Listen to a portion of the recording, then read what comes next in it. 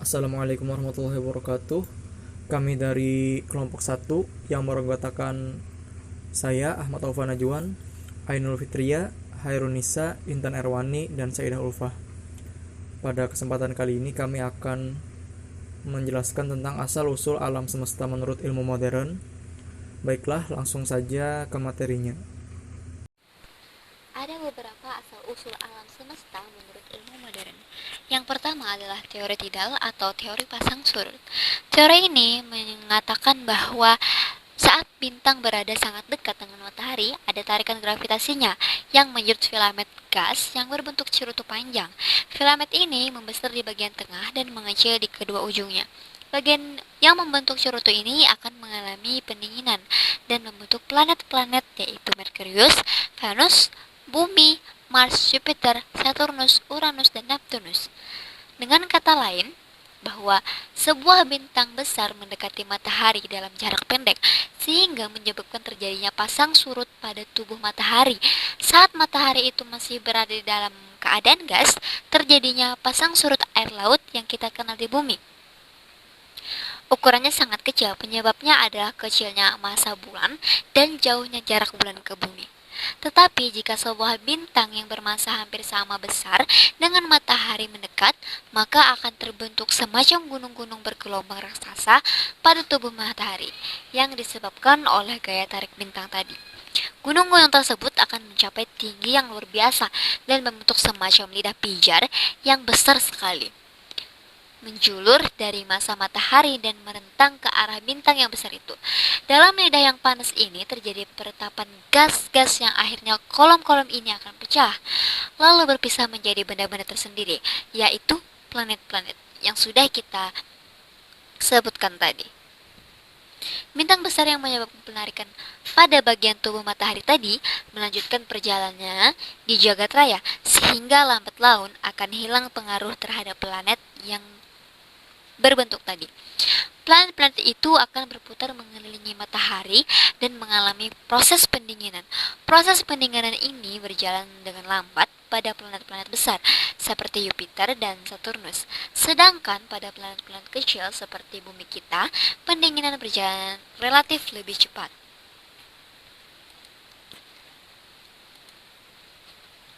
Teori ini dikemukakan oleh dua orang ilmuwan yang berasal dari Inggris, yaitu adalah Sir James Jones dan Sir Harold Jeffreys pada tahun 1918.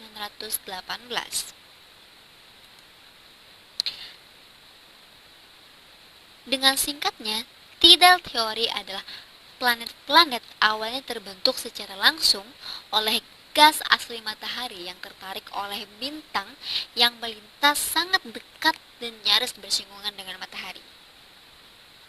Dua tokoh ilmuwan yang mencetuskan teori ini beranggapan bahwa kelahiran tata surya adalah suatu peristiwa langka, sebab peristiwa ini terjadi saat matahari nyaris bersinggungan dengan sebuah matahari. Kemudian teori bintang kembar. Teori bintang kembar ini dikemukakan oleh Raymond Arthur Lyttelton dari Inggris pada tahun 1930, yang mana menurutnya bahwa teori ini berasal dari bintang kembar yang saling berkombinasi antara satu dengan yang lainnya.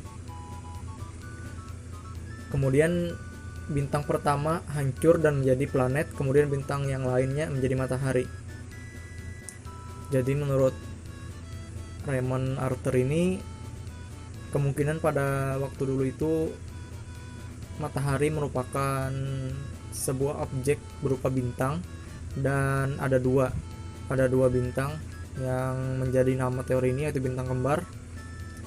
Kemudian oleh satu sebab bintang tersebut meledak, dan oleh gaya tarik gravitasi bintang yang satunya menjadi matahari yang sekarang, dan pecahan matahari yang satunya lagi atau bintang yang satunya lagi tetap berada di sekitarnya dan beredar mengelilinginya, yaitu berupa planet. Oke, kemudian teori selanjutnya yaitu teori nebular. Teori nebular ini dicetuskan pertama kali oleh Immanuel Kant pada tahun 1755 dan kemudian diteliti lagi oleh Pierre Simon Laplace pada tahun 1796.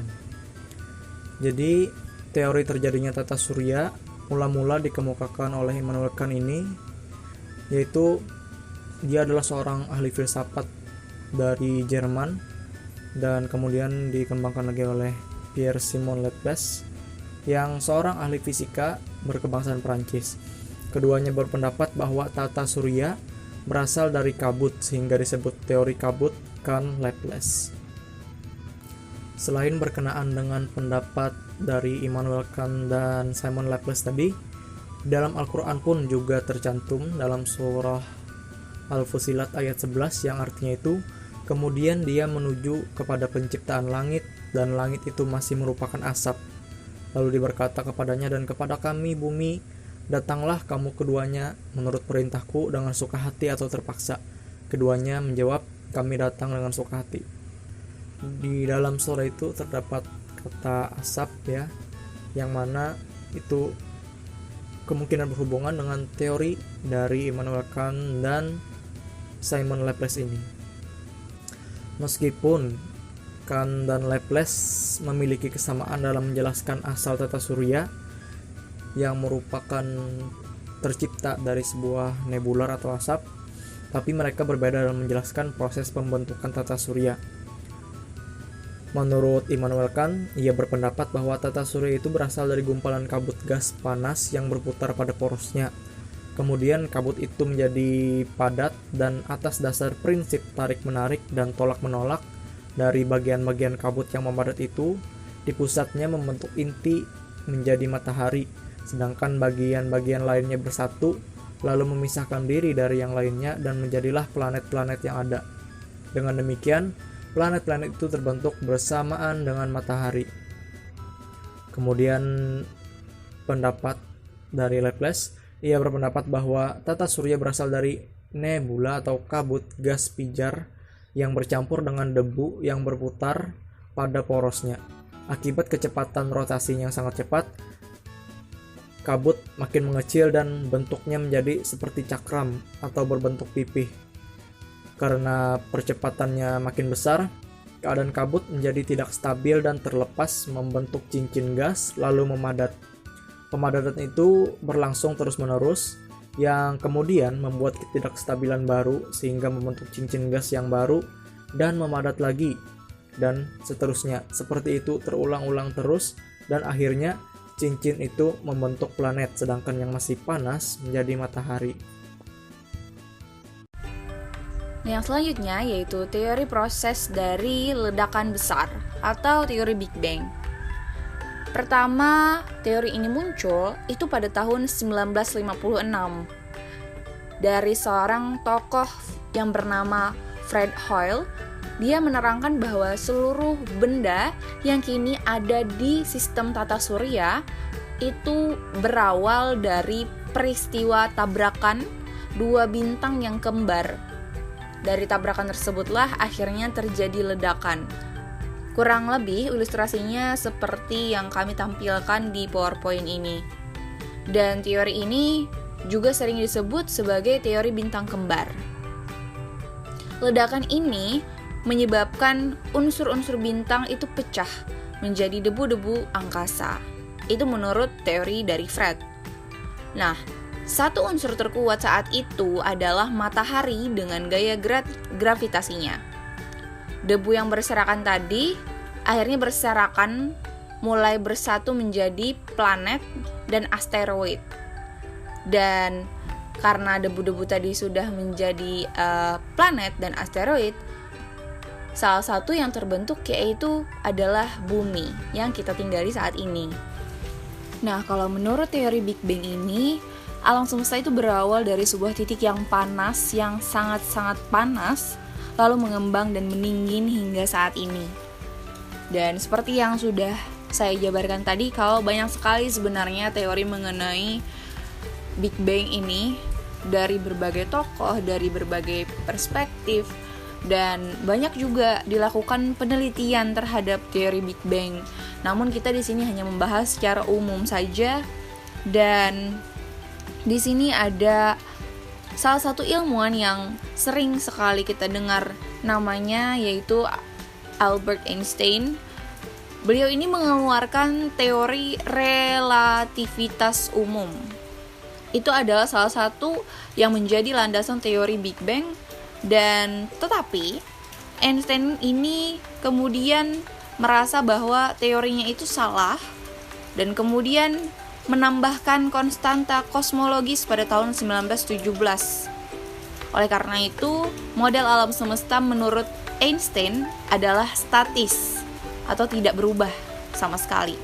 Kemudian teori ini juga mengasumsikan sekitar 15 miliar tahun yang lalu dimulai dari ledakan yang dahsyat, yang paling dahsyat, dan dilanjutkan dengan pengembangan alam semesta. Dan yang perlu kita highlight dari peristiwa ini itu adalah waktu, materi, energi, ruang yang merupakan satu keterpaduan.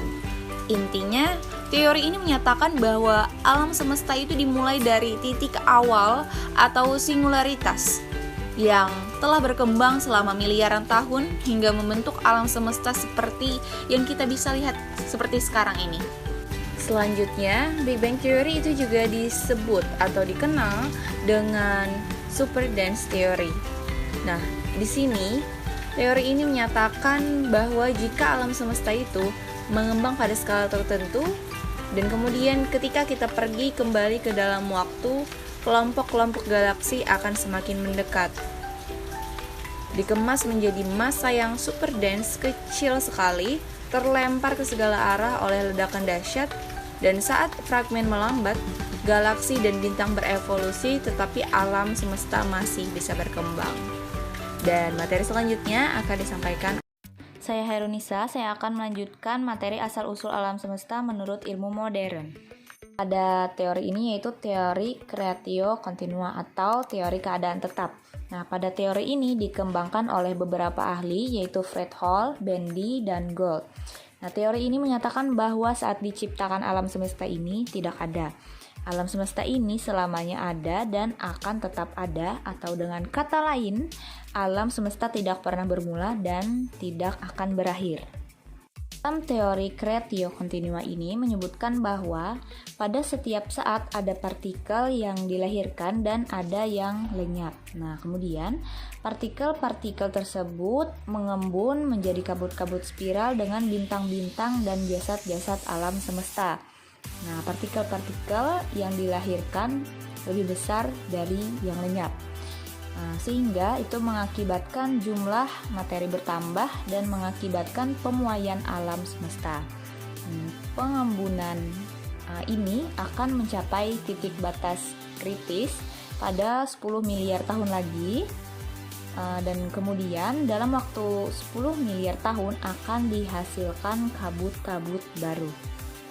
Jadi, menurut teori ini, 90% materi alam semesta adalah hidrogen dan hidrogenin. Kemudian akan terbentuk helium dan zat-zat lainnya. Baiklah, itu saja penjelasan dari saya. Terima kasih, dan materi selanjutnya akan disampaikan oleh Ainul Fitria. Selanjutnya, teori Kuiper atau juga yang dikenal dengan teori J.P. Kuiper. Teori Kuiper ini menjelaskan bahwa alam semesta ini pada mulanya hanya berupa gas purba. Gas-gas yang tersebut kemudian memapat hingga membentuk sebuah benda yang padat akibat dari gaya tarik antar molekul gas. Pencetus teori J.P. Kuiper ini diperkenalkan oleh seorang astronom yang bernama Gerard P. Kuiper pada tahun 1905 hingga 1973. Ia menyuarakan penyempurnaan atas teori-teori yang telah dikemukakan yang pada awalnya dicetuskan oleh Kurt Feldenkrais von Weizsäcker. Kemudian, pembentukan tata surya menurut teori Kuiper. Tata surya terbentuk bersamaan dengan adanya gumpalan awan dan debu yang berputar dan terjadi pemadatan. Akibatnya, terbentuk piringan cakram yang tebal dari pusat dan tipis di bagian pinggir. Bagian pusat kemudian membentuk matahari dan pinggirnya membentuk protoplanet. Teori ini diperumpamakan seperti bola salju yang bergerak melalui badai salju yang terus tumbuh lebih besar saat bertemu lebih banyak kepingan salju. Dalam hal ini, bola salju berperan sebagai gumpalan awan gas dan kepingan salju adalah debu. Baik, itu saja yang dapat kami sampaikan. Wassalamualaikum warahmatullahi wabarakatuh.